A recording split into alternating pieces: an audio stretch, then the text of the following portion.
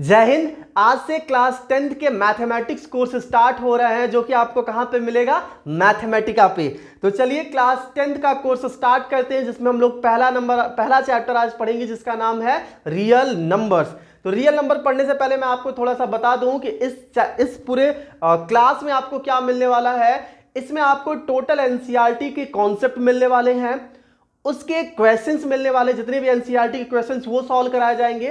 साथ ही साथ जब चैप्टर कोई कंप्लीट होगा तो उसमें जितने भी बोर्ड के क्वेश्चंस होंगे, यानी जितने भी प्रीवियस ईयर बोर्ड में क्वेश्चंस आए होंगे, अप्रॉक्सीमेट 10 to 8 ईयर 8 या 10 ईयर्स के बीच का जो क्वेश्चंस होगा वो भी साथ में सॉल्व कराते हुए आगे बढ़ा जाएगा।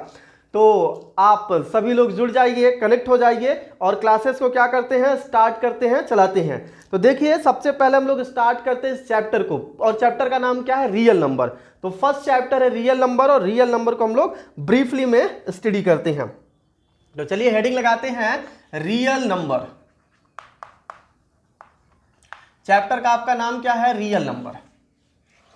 अब जरा समझिएगा कि रियल नंबर क्या आपने नहीं पढ़ा है। प्रीवियस क्लास में जब आप नंबर सिस्टम पढ़े होंगे तो उसमें आप रियल नंबर के बारे में अच्छे से पढ़ाई किए होंगे, ठीक है। उसको और ब्रीफली हमको क्लास 10th में पढ़ना है।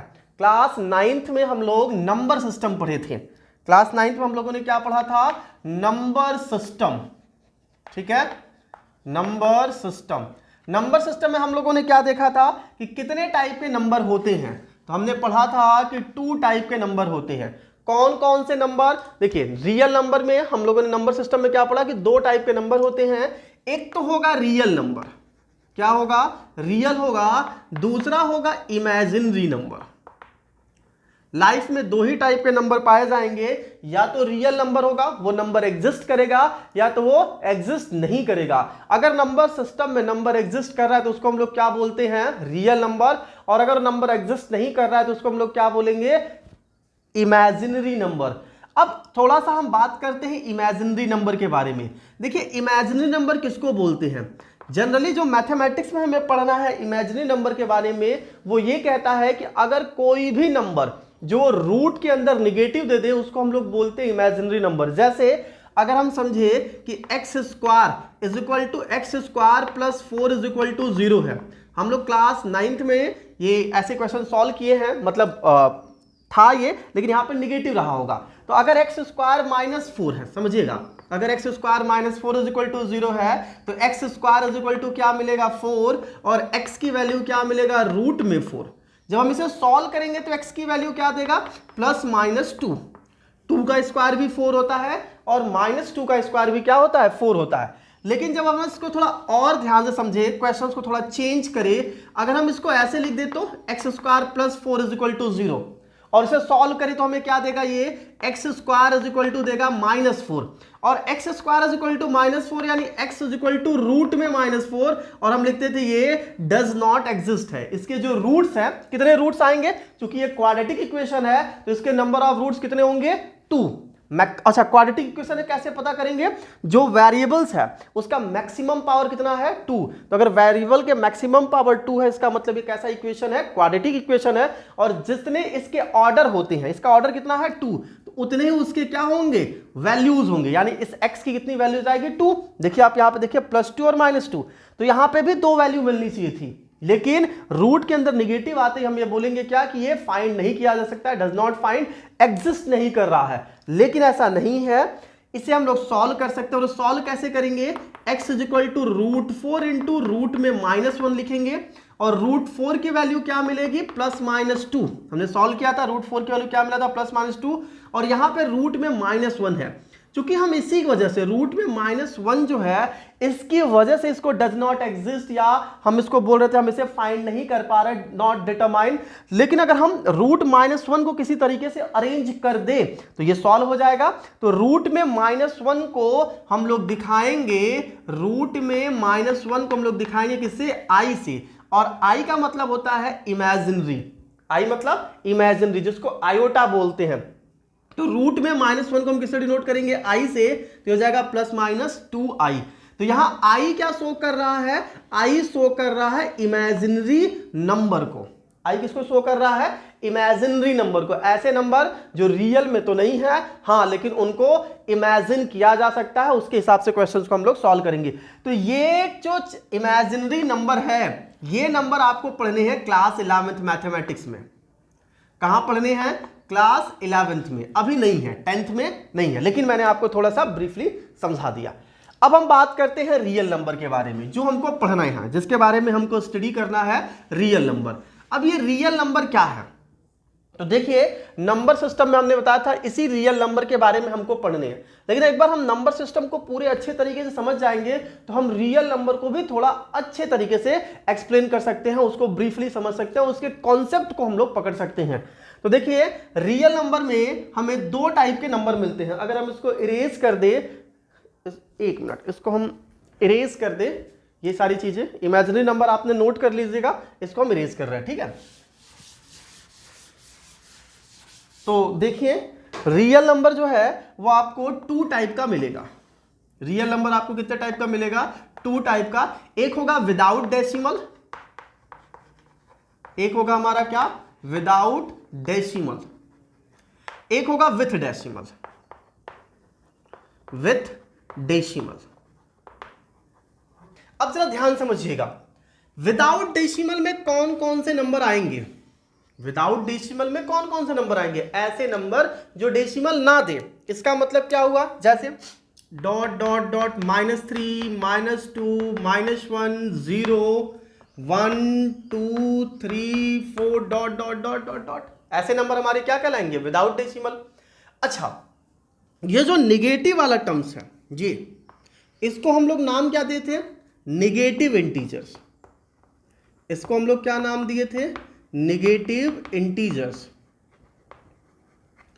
ये 0 है, इसको हम लोग बोलेंगे 0 इंटीजर्स। इसको हम लोग क्या नाम देंगे? Positive integer. ये क्या कहलाएगा? पॉजिटिव इंटीजर्स, ठीक। इसी को हम लोग और क्या नाम दे सकते हैं? Counting number. क्या नाम देंगे? Counting number. क्लियर हुआ? यानी इसी को हम पॉजिटिव इंटीजर्स भी बोल रहे हैं, इसी को काउंटिंग नंबर बोल रहे हैं। काउंटिंग नंबर को एक और नाम से हम लोग जानते हैं, क्या? Natural number. किस नाम से हम लोग जानते हैं इसको? Natural number. चलिए, तो हमारा पॉजिटिव इंटीजर्स, काउंटिंग नंबर और नेचुरल नंबर हो गया। लेकिन अगर हम इंक्लूडिंग विद 0 कर दे इस नेचुरल नंबर में, 0 के साथ इंक्लूड कर दे, मतलब इसमें 0 भी है, 1 भी है, 2 भी है, 3 भी है, डॉट डॉट डॉट डॉट, तो इसको हम लोग क्या नाम देंगे? Whole number. क्या नाम देंगे इसको हम लोग? Whole number. तो ये हुआ हमारा विदाउट डेसिमल वाले टर्म्स। यानी विदाउट डेसिमल में जो आ रहा है उसको हम लोग क्या बोल रहे हैं? इंटीजर्स वाले जो पार्ट है, नेचुरल नंबर वाले जो पार्ट्स हैं, होल नंबर वाले जो पार्ट्स हैं, वो हमारे किस में आ जाएंगे? विदाउट डेसिमल में। इसके बाद हमारे पास क्या बच गया? With decimal. तो विद डेसिमल में क्या आएगा? इसको इरेज कर दे रहे हैं, ठीक है, ये पूरा इरेज कर दे रहे हैं। देखिएगा, विद डेसिमल में हमारे पास क्या आएगा? विथ डेसिमल ना, तो विथ डेसिमल, देखिए विथ डेसिमल को हम लोग 3 पार्ट में डिवाइड कर देंगे, ठीक है। एक हो जाएगा हमारा टर्मिनेटिंग, टर्मिनेटिंग डेसिमल, टर्मिनेटिंग। दूसरा हो जाएगा non terminating, non terminating but repeating, but repeating. Third हो जाएगा हमारा non terminating, non terminating non repeating decimal, non repeating decimals. तो देखिए टर्मिनेटिंग डेसिमल में हमको क्या मिलेगा? Non terminating but repeating decimal में क्या मिलेगा? Non terminating non repeating decimal में क्या मिलेगा? एक बार इसको रिवाइज कर लेते हैं। तो टर्मिनेटिंग का मतलब होता है अगर हम किसी नंबर में किसी नंबर से डिवाइड कर रहे हैं तो वो क्या हो जाए? पॉइंट तो आए, डेसिमल तो आए, लेकिन कुछ देर बाद वो कट जाए। जैसे अगर हम मान के चलिए 20 में और डिवाइड करना चाह रहे हैं हम लोग 6 से या फिर 8 से डिवाइड करना चाह रहे हैं, तो अगर हम 20 में 8 से डिवाइड करेंगे तो हमको क्या मिलेगा? 8 से डिवाइड करिए 20 में, 8 2 जा 16, कितना बचा 40, 8 5 जा 40, तो 2.5 आया, 2.5। तो 2.5 टाइम्स में ये कट जा रहा है, यानी ये कट जाए, टर्मिनेट हो जाए, ठीक है। पॉइंट के बाद, कुछ पॉइंट के बाद अगर 1 2 3 4 डिजिट बाद ये क्या हो जाए, कट जाए। तो अगर कट जा रहा है तो उसको हम लोग क्या नाम देंगे, टर्मिनेटिंग डेसिमल। इसके बाद एक आता है non terminating but repeating decimal.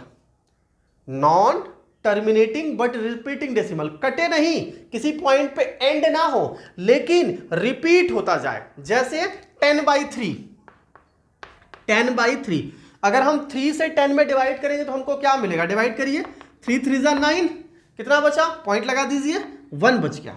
अगर 3 से हम डिवाइड करें तो 3 3 जा क्या होगा 9, कितना बच गया हमारे पास, 1 बचा पॉइंट लगाने से। तो पॉइंट लगा दिए, देखिए 3 3 जा 9, 1 बचा, पॉइंट लगाएंगे तो 10 हो जाएगा।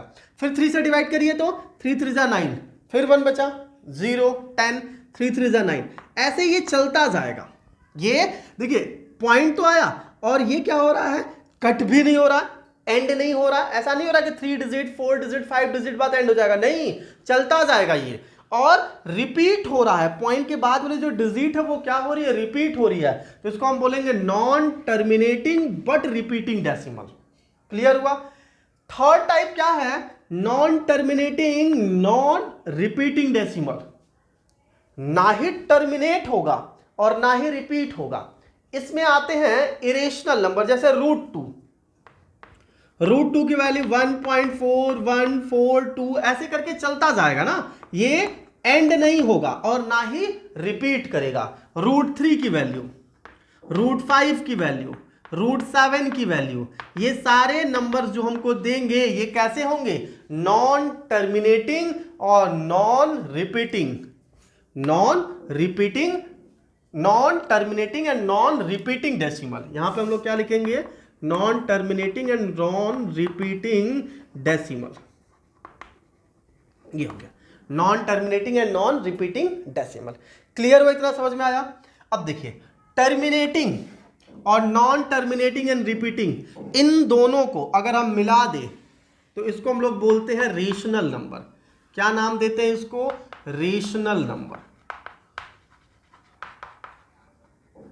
इसको हम लोग नाम देते हैं रेशनल नंबर। और non terminating and repeating decimal को हम लोग बोलते हैं इरेशनल नंबर।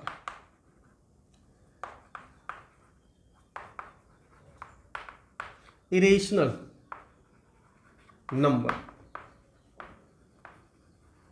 यानी ये इरेशनल नंबर कहलाएगा और ये क्या कहलाएगा, रेशनल नंबर। यानी terminating non terminating but repeating को हम लोग बोलेंगे रेशनल नंबर, नॉन टर्मिनेटिंग और नॉन रिपीटिंग डेसिमल को हम लोग क्या बोलेंगे, इरेशनल नंबर। क्लियर हो गया। और रेशनल नंबर का डेफिनेशन हम लोग पढ़े हैं कि वो क्या होना चाहिए, P/Q का फॉर्म हो, Q does not equal to क्या हो, 0 हो, P and Q both integers. तो ये जितने भी नंबर है ये सारे देखिए 10/3 20/8 ये सभी नंबर क्या है, P/Q के फॉर्म है और दोनों P और Q दोनों इंटीजर और Q does not equal to क्या है, 0 है। तो ये पूरा था नंबर सिस्टम, ठीक है। इसमें बहुत सारे कंपोजिट नंबर है, को प्राइम नंबर है, प्राइम नंबर है, बहुत सारी चीजें हैं, उतना हम लोग नहीं जाते हैं। क्यों, हम ये समझते हैं कि 9th के वाले के जब, या तो अगर आप मान लीजिए आपको नहीं समझ में आएगा तो 9th की क्लासेस जब चलेगी तो आप मुझसे रिवाइज कर सकती हैं। तो इतना प्रॉपर है, ठीक है, रियल नंबर को पढ़ने के लिए। तो ये था बेसिक चीजें जो हम लोग क्लास 9th में पढ़ चुके हैं। अब हम लोग बात करेंगे रियल नंबर के बारे में। तो रियल नंबर हम लोगों ने अच्छे से समझ लिया। चलिए आगे देखते हैं उसके, इसको इरेज कर देते हैं, ठीक है। चलिए आगे देखते हैं, बात करते हैं हम रियल नंबर के बारे में।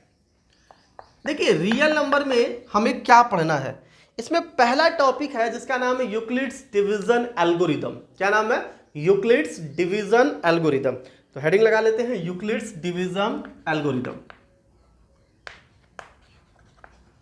यूक्लिड्स डिवीजन एल्गोरिदम या लेमा बोलते हैं, दोनों लिख सकते हैं आप, यूक्लिड्स डिवीजन लेमा या यूक्लिड्स डिवीजन एल्गोरिदम। अब एक साइंटिस्ट है यूक्लिड्स, इन्होंने क्या बताया, ये क्या है यूक्लिड्स डिवीजन एल्गोरिदम क्या है, इसको हम लोग समझते हैं। देखिए एक्चुअली यूक्लिड्स डिवीजन लेमा या एल्गोरिदम ये फाइंड करता है एचसीएफ। क्या फाइंड करता है? HCF, highest common factor find करता है दो नंबरों का। मान लीजिए दो पॉजिटिव इंटीजर्स हैं ए एंड बी, तो उस ए एंड बी का एचसीएफ निकालने की जो टेक्निक होगी, जो मेथड होगा, उसी मेथड का नाम है यूक्लिड्स डिवीजन एल्गोरिदम। फिर से समझिए, समझ में आया आपको? एचसीएफ का मतलब क्या होता है? Highest common factor. देखिए एचसीएफ निकालने का एक तरीका हम लोग पढ़े हैं, जैसे मान के चलिए 12 है और 18 है, इसका एचसीएफ क्या होगा? अगर 12 और 18 का एचसीएफ निकालना होगा तो इसको हम लोग प्राइम फैक्टराइजेशन मेथड से पढ़ चुके हैं। 12 को हम क्या लिख सकते हैं? 2 इंटू 6, या और क्या लिख सकते हैं? 2 इंटू 3, 2 2 जा 4, 4 3 जा 12। 18 को हम क्या लिख सकते हैं? 2 इंटू 9, या 2 इंटू 9 को हम क्या लिख सकते हैं? 3 into 3। Highest common factor common है, उसमें सबसे बड़ा वाला कॉमन क्या? जैसे देखिए यहाँ पे 2 है तो ये 2 कॉमन हो गया, फिर ये 3 है तो ये 3 कॉमन हो गया, भाई यही कॉमन है ना। तो यहां से 2 कॉमन हुआ, यहां से 3 कॉमन, तो 2 इंटू 3 कितना हो जाएगा? 6। तो इसका जो एचसीएफ आएगा वो क्या आएगा? 6 आएगा। एक एचसीएफ का मतलब ऐसा कॉमन नंबर और सबसे ग्रेटेस्ट कॉमन नंबर जिससे दोनों नंबर डिवाइड हो जाए। जैसे अगर लिखा है यहां पे 100 और यहां पे लिखा है 1000, ठीक, तो इसका एचसीएफ क्या होगा? तो 100 और 1000 के बीच, 100 और 1000 इन दोनों नंबरों से रिलेटेड ऐसा कौन सा नंबर है जो दोनों को डिवाइड कर देगा? तो आप बोलोगे सर बहुत सारे नंबर हो जो दोनों को डिवाइड कर देगा। 2 से दोनों डिवाइड हो जाएगा, 5 से दोनों डिवाइड हो जाएगा, 10 से दोनों डिवाइड हो जाएगा, 50 से दोनों डिवाइड हो जाएगा, 25 से दोनों डिवाइड हो जाएगा। ऐसे बहुत सारे नंबर आएंगे जिससे ये दोनों नंबर डिवाइड हो जाएगा। अगर हम इसको क्या मान ले? ए मान ले और इसको बी मान ले, ठीक है, तो दोनों नंबर बहुत सारे नंबरों से डिवाइड हो जाएंगे। लेकिन सबसे बड़ा नंबर कौन सा होगा? ऐसा कौन सा नंबर है जो सबसे बड़ा होगा, सबसे बिगर होगा, जिससे दोनों डिवाइड हो जाए? तो कौन ऐसा नंबर होगा? 100। इसकी वैल्यू कितनी आएगी? 100। 100 से बड़ा कोई नंबर नहीं होगा भाई। 100 से बड़ा अगर 101 लेंगे तो 101 से तो कभी डिवाइड ही नहीं होगा, क्योंकि जो नंबर है उससे बड़ा नंबर तो पॉसिबल है नहीं लेने के लिए। तो इसका मतलब क्या हुआ कि इसका नंबर कितना आ रहा है? 100। 100 से ये भी डिवाइड हो जाएगा और 100 से ये भी डिवाइड हो जाएगा। तो जो सबसे बड़ा नंबर है उसको फाइंड करने के दो तरीके होते हैं, एक होता है प्राइम फैक्टराइजेशन मेथड और दूसरा है यूक्लिड्स डिवीजन एल्गोरिदम। क्या नाम है? Euclid's division algorithm. अब हम जब ये प्राइम फैक्टराइजेशन मेथड लगा रहे हैं तो उसमें हम जो नंबर होते हैं उसको क्या करते हैं? फैक्टराइज करते हैं, उन दोनों में कॉमन सेलेक्ट करते हैं जो दोनों में होगा और उनका मल्टीप्लाई करते हैं, उससे हमको मिल जाता है हाईएस्ट कॉमन फैक्टर, एक ऐसा नंबर जिससे दोनों नंबरों को डिवाइड किया जा सकता है और वह सबसे बड़ा नंबर होता है। इससे कोई बड़ा, अब जैसे 6 से कोई बड़ा नंबर नहीं होगा जो दोनों को डिवाइड कर दे। 6 से बड़ा कोई ऐसा नंबर नहीं होगा, पॉसिबल नहीं होगा जो 12 और 18 को डिवाइड कर पाए, नहीं हो पाएगा। तो सबसे बड़ा नंबर कौन सा है? 6। इसी सबसे बड़े नंबर को हम लोग क्या बोलते हैं? HCF, highest common factor. Common लिखिए हम लोग, इसका फैक्टर निकाले, फिर उसमें से कॉमन लिए और उसका हाईएस्ट नंबर सेलेक्ट किए, तो हाईएस्ट कॉमन फैक्टर। तो ये था प्राइम फैक्टराइजेशन मेथड। लेकिन हमको प्राइम फैक्टराइजेशन मेथड से नहीं सॉल्व करना, हमको किससे सॉल्व करना है? Euclid's division lemma, Euclid's division algorithm method से।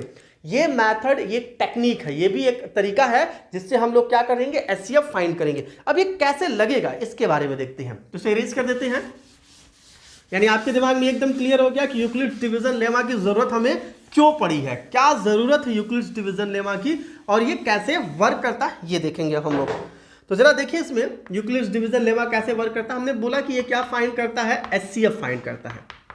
दो नंबर, दो पॉजिटिव इंटीजर्स का क्या फाइंड करता है? एचसीएफ फाइंड करता है। अब ये एचसीएफ निकालता कैसे है? तो ये एचसीएफ निकालता है डिवीजन मेथड से। कौन से मेथड से? डिवीजन मेथड से। एचसीएफ जो फाइंड करता है वो कौन से मेथड से फाइंड करता है? डिवीजन मेथड से। अब इसके कहने का मतलब, कहने का मेथड क्या है, मतलब इसका जो रूल है वो क्या है? ये कहता है कि अगर दो पॉजिटिव इंटीजर्स है ए एंड बी, दो positive integers A and B है और दो positive integers Q and R है, तो ये इस तरीके से अरेंज होते हैं कि a is equal to B Q plus are का फॉर्म देता है। a इज इक्वल टू किस कौन सा फॉर्म देता है? बी क्यू प्लस आर का, जिसमें a वाला टर्म्स यानी a और b दो इंटीजर्स था और q और r इस तरीके से अरेंज हुए हैं कि ये a is equal to B Q plus are का फॉर्म दे रहा है, जिसमें r की जो वैल्यू है r greater than equal to a होगा लेकिन लेस देन b होगा। जो r है वो क्या होगा? Greater than equal to a होगा लेकिन लेस देन क्या होगा? b होगा। इस फॉर्म को ही बोलते हैं Euclid's division lemma, Euclid's division algorithm. अब आपको ये लग रहा हो कि सर ये है क्या, ये a क्या है, b क्या है, p क्या है, q क्या है, ये सब जो q r a b है ये क्या है, कैसे नंबर है, कैसे अरेंज होगा, कैसे सॉल्व होगा? तो देखिए ये कोई ऐसा नहीं है कि ये रॉकेट साइंस है, बहुत आसान है, बहुत सिंपल है, इसको हम बहुत आसानी से समझ सकते हैं।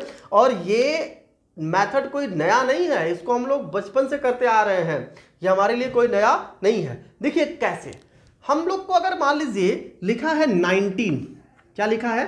19, और एक दूसरा नंबर है 4, एक नंबर है 4 और एक नंबर क्या है? 19। वो बोल रहा है ना कि दो पॉजिटिव इंटीजर्स होना चाहिए, एक a और दूसरा b। तो हमने a इज इक्वल टू ले लिया 4 और b इज इक्वल टू क्या ले लिया? 19। कह रहा वो a is equal to B Q plus are का फॉर्म हो, जहां r जो होना चाहिए वो a से ग्रेटर, r की value a greater than equal to less than b के इक्वल होना चाहिए। कोई बात नहीं, अगर हम देखें 19 4 से 19 में डिवाइड करेंगे तो ये 19 हो गया। अगर हम 4 से डिवाइड करेंगे तो कितने टाइम्स जाएगा? 4 4 जा 16, कितना बचा? 17 18 19, 3 बच गया। इसको हम लोग क्या बोलते हैं? 19 जिसमें डिवाइड किया जा रहा है इसको बोलते हैं डिविडेंड। क्या बोलेंगे? डिविडेंड। जिससे डिवाइड कर रहे हैं उसको हम लोग क्या बोलते हैं? डिवाइजर।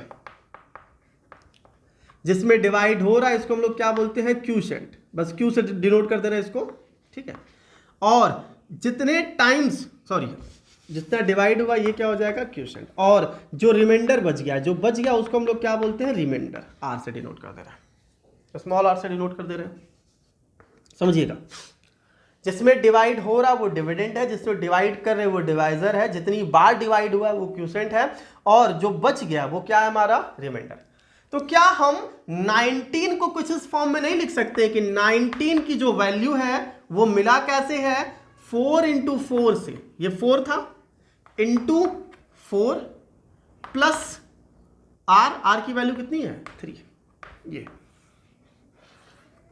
देखिए 4 4 जा 16 प्लस 3 17 18 19।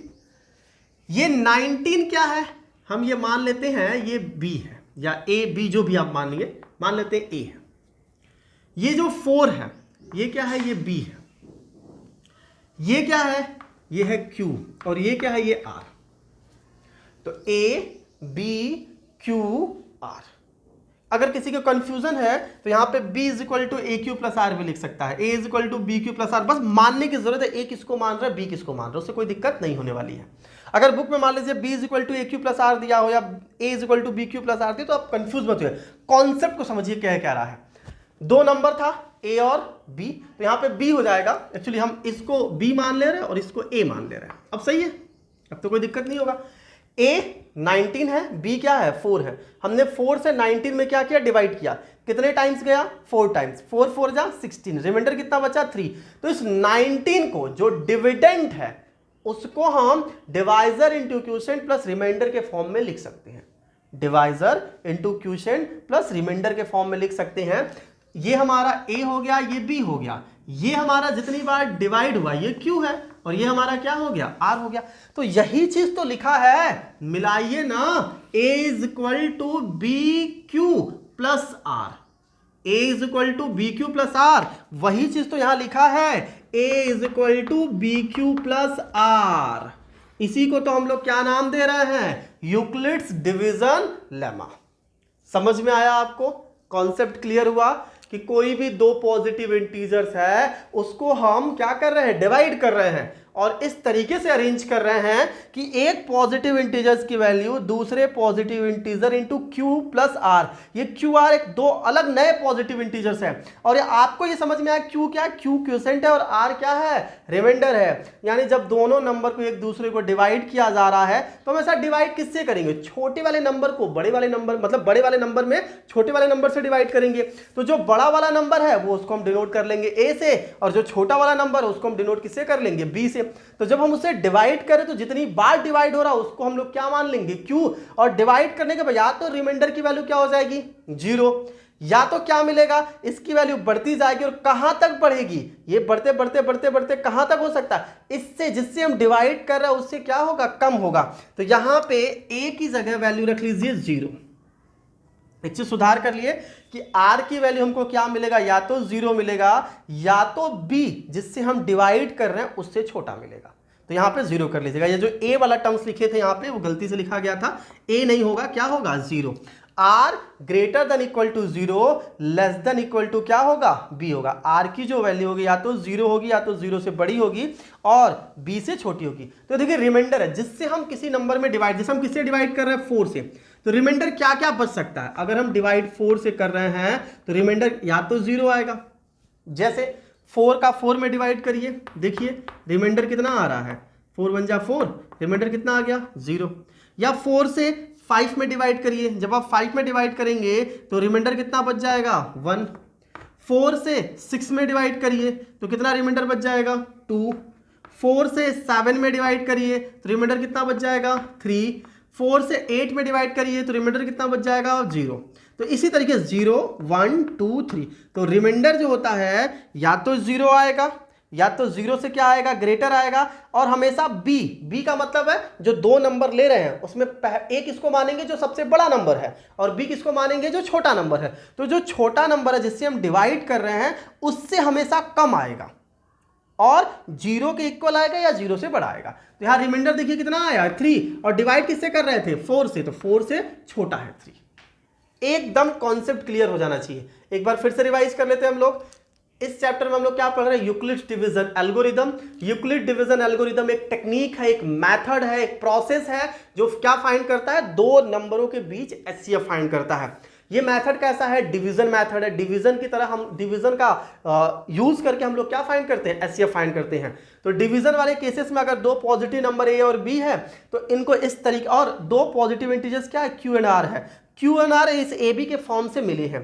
तो इस तरीके से अरेंज करिए कि वो a is equal to B Q plus are का फॉर्म दे, जिसमें आर रिमाइंडर है, क्यू क्या है, क्वोशिएंट है। ए और बी में ए बड़ा नंबर है, बी छोटा नंबर है, बी से ए में डिवाइड करेंगे और इस तरीके से अरेंज करेंगे। आर की वैल्यू हमेशा 0 से बड़ा या 0 के इक्वल होगा और जो दो नंबर हम लोग लिए थे उसमें जो छोटा वाला नंबर है उससे छोटा होगा। चलिए, तो ये था यूक्लिड्स डिवीजन एल्गोरिथम, इसको नोट कर लीजिए। अब हम लोग एक दो क्वेश्चंस के थ्रू इसको समझने की कोशिश करेंगे। चलिए स्टूडेंट्स, देखते हैं। आपके सामने एक क्वेश्चन है कि use Euclid's division algorithm, Euclid's algorithm to find HCF of 135 and 225। कह रहा है यूक्लिड्स डिवीजन एल्गोरिथम मेथड का यूज करके आप इन दोनों नंबर का क्या फाइंड करिए, एचसीएफ फाइंड करिए। एचसीएफ हम लोगों को निकालने आता है किस मेथड से, प्राइम फैक्टराइजेशन मेथड से। अब हम लोग क्या करेंगे, डिवीजन मेथड यूज करेंगे और डिवीजन मेथड को कुछ a is equal to B Q plus r के फॉर्म में लिख के यूज करेंगे। तो सबसे पहला क्या तरीका है कि इसको पहले आप डिवाइड करके एचसीएफ फाइंड कर लीजिए। तो हमने बताया था एचसीएफ कैसे फाइंड करेंगे, ये दो नंबर है तो हम दोनों नंबर को क्या करेंगे, डिवाइड करेंगे। देखिए ये छोटा नंबर है, ये बड़ा नंबर है, ये छोटा नंबर और ये बड़ा, तो ये ए हो जाएगा और ये बी हो जाएगा। जो बड़ा नंबर है वो ए है और जो छोटा नंबर उसको हम लोग क्या मान लेंगे, बी मान लेंगे। और छोटे नंबर से बड़े नंबर में हम लोग क्या करने वाले हैं, डिवाइड करने वाले हैं। तो पहले एक बार प्रोसेस समझ लेते हैं कि 135 से हम डिवाइड करेंगे 225 में। 225 में कितने टाइम्स जाएगा, 135 टाइम्स, सॉरी 1 टाइम्स जाएगा और क्या मिलेगा हमको, 135। तो क्या मिलेगा यहाँ से, ये हो जाएगा 0। 12 माइनस 3 हमको क्या देगा, 9, और ये 2 1 हो जाएगा, कैंसिल आउट। यानी हमको रिमाइंडर की वैल्यू कितना मिला, 90। अब हम फिर से क्या प्रोसेस करेंगे, इस 90 से अब फिर हमारे पास दो नंबर बच गया, एक हो गया 135 और एक हो गया 90। छोटा नंबर कौन सा है 90, तो छोटे नंबर से बड़े नंबर में डिवाइड करेंगे। तो अब देखिए क्या करने वाले हैं, फिर से 90 से डिवाइड करेंगे 135 में, ठीक है। कितने टाइम्स आएगा, 1 टाइम्स हो जाएगा 90, सब्ट्रैक्ट करिए, ये मिलेगा 5 और ये हो जाएगा 13 माइनस 9, कितना मिल गया 4, तो हो जाएगा कितना 45। फिर आपके पास दो नंबर मिल गए, एक हो गया 45, एक हो गया क्या 90। छोटा नंबर कौन सा 45, बड़ा नंबर कौन सा 90, तो हम 45 से 90 में डिवाइड करेंगे, ठीक है। तो 45 डिवाइडिंग बाई 90 कितने टाइम्स जाएगा, 1 टाइम्स, कितना सॉरी 2 टाइम्स, और कितना आएगा 90, ये कट जाएगा। तो अब रिमाइंडर की वैल्यू कितनी बच गई 0, यहां पे हम लोग क्या लिख सकते हैं 0, ये हमको कितना बच गया 0।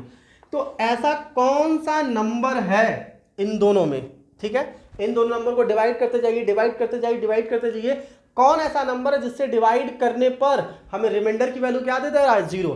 जैसे ही रिमाइंडर की वैल्यू 0 आया तो जिस नंबर से डिवाइड करने पर आया वही हमारा क्या कहलाएगा HCF, यही हमारा क्या कहलाएगा HCF, हाईएस्ट कॉमन फैक्टर। यानी इन दोनों का HCF कितना आएगा 45, इन दोनों का HCF कितना आएगा 45, यानी 45 से अगर हम डिवाइड करेंगे तो ये भी कट जाएगा और ये भी कट जाएगा।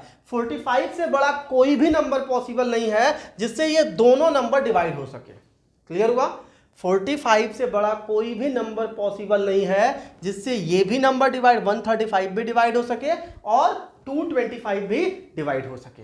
चलिए, तो इसका मतलब है कि हम कैसे फाइंड कर रहे हैं, छोटे नंबर से बड़े नंबर में डिवाइड करते जा रहे हैं, जो रिमाइंडर बचा फिर रिमाइंडर से इसमें डिवाइड करेंगे, फिर जो रिमाइंडर बचा फिर डिवाइड करेंगे, और ऐसे ही करते जाएंगे।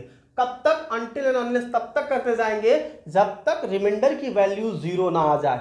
रिमाइंडर की वैल्यू 0 आएगी यानी जिस डिविजर से डिवाइड करने पर रिमाइंडर की वैल्यू 0 आ रही है वही हमारा क्या कहलाएगा HCF। अब इसको यूक्लिड्स डिवीजन एल्गोरिथम के फॉर्म में कैसे लिखिए, तो देखिए कैसे लिखने वाले हैं। इसको हम क्या मान रहे हैं, इसको B, इसको हम लोग क्या मान रहे हैं A, तो ये हो जाएगा B, ये हो जाएगा A, डिवाइड करने पर जो हमको टर्म्स मिला उसको हम लोग क्या मानेंगे Q, और ये क्या हो जाएगा R। तो देखिए हम क्या लिखने वाले हैं 225, फर्स्ट स्टेप क्या हो गया हमारा 225 इज इक्वल टू क्या मिला, किससे डिवाइड कर रहे हैं 135 से, कितने टाइम्स डिवाइड किए हैं 1 टाइम्स डिवाइड किए हैं, प्लस कितना रिमाइंडर बचा है 90 रिमाइंडर बचा है, ये हो गया। तो आप यहां दिखा सकते हैं कि जो रिमाइंडर की वैल्यू है या तो 0 0 से बड़ी होगी या जिससे हम डिवाइड कर रहे हैं 135 उससे क्या होगा छोटा होगा, ठीक है। तो आप यहां लिख सकते हो R does not equal to 0। अब R कैपिटल लिखो स्मॉल लिखो कोई दिक्कत नहीं है, ये आपको इंडिकेट करने का तरीका है। दूसरा स्टेप, सेकंड स्टेप देखते हैं क्या है। अब हम किससे डिवाइड, अब हमारे पास जो सबसे बड़ा नंबर क्या आएगा 225 नहीं, कौन सा 135, और किससे डिवाइड करेंगे आप 90 से, कितने टाइम्स जाएगा 1 टाइम्स, और कितना रिमाइंडर बचेगा 90 से 1 टाइम्स डिवाइड करने पर रिमाइंडर कितना बचा 45। फिर आप लिख सकते हो कि R does not equal to क्या मिला 0। R जब तक 0 नहीं मिलेगा हम नेक्स्ट स्टेप बढ़ते जाएंगे। थर्ड स्टेप चलते हैं हम लोग। थर्ड स्टेप में क्या होगा, अब हमारे पास नंबर कौन सा हो जाएगा 90, किससे डिवाइड करना है 45 से, कितने टाइम्स जाएगा 2 टाइम्स, और रिमाइंडर कितना बचेगा 0। तो इसका मतलब है कि R की वैल्यू क्या मिल गया 0। तो R की वैल्यू 0 मिला तो ये जो है देखिए ये है हमारा क्या A, ये क्या है ये है B, ये क्या है ये है Q, और ये क्या है R, ठीक है। तो A B ये है Q, ठीक, और ये है R की वैल्यू 0 मिला, तो R की वैल्यू 0 मिला तो ये जो नंबर है ये वाला नंबर B वाला जो नंबर है यही हमारा क्या कहलाएगा HCF। तो इस कंडीशन पे जो HCF हुआ, HCF ऑफ क्या 135 एंड 225 इज कितना 45, ये हमारा क्या हो गया आंसर। एकदम अच्छा समझ में आया आपको? इसमें कोई भी प्रॉब्लम हुआ, कोई भी डाउट होगा, आप वीडियो में कमेंट करिए, उसको मैं पढ़ूंगा और नेक्स्ट टाइम जब नेक्स्ट वीडियो लेक्चर तैयार होगा तो उसमें ये चीज़ों को ध्यान में रखते हुए आपको टॉपिक क्या कर दिया जाएगा, समझा दिया जाएगा। तो चलिए आप इसे नोट कर लीजिए। चलिए स्टूडेंट्स, तो हम लोग आपके सामने एक दूसरा क्वेश्चन रखते हैं। तो चलिए स्टूडेंट्स, आपके सामने एक दूसरा क्वेश्चन है, ध्यान से इसको पढ़िए, बहुत इंपॉर्टेंट क्वेश्चन है और ये बोर्ड का बहुत ही इंपॉर्टेंट क्वेश्चन है ना, ये काफ़ी इंपॉर्टेंट क्वेश्चन है, बोर्ड में बार बार ये क्वेश्चन रिपीट हुआ है। अगर आप प्रीवियस ईयर पेपर देखेंगे तो ये क्वेश्चन बहुत बार रिपीट हुआ क्वेश्चन है, रिपीटेड क्वेश्चन है, बोर्ड का पसंदीदा क्वेश्चन है। देखिए क्या कह रहा है ये क्वेश्चन, इसको आराम से ध्यान से पढ़िए। कह रहा है so that every positive even integers. Positive even integers क्या होता है? अगर हम पॉजिटिव इवन इंटीजर्स की बात करें तो 2 हो गया, 4 हो गया, 6 हो गया, 8 हो गया, 10 हो गया, 12 हो गया, डॉट डॉट डॉट चलता रहेगा। Is the form of 2q। ये किस फॉर्म का होगा?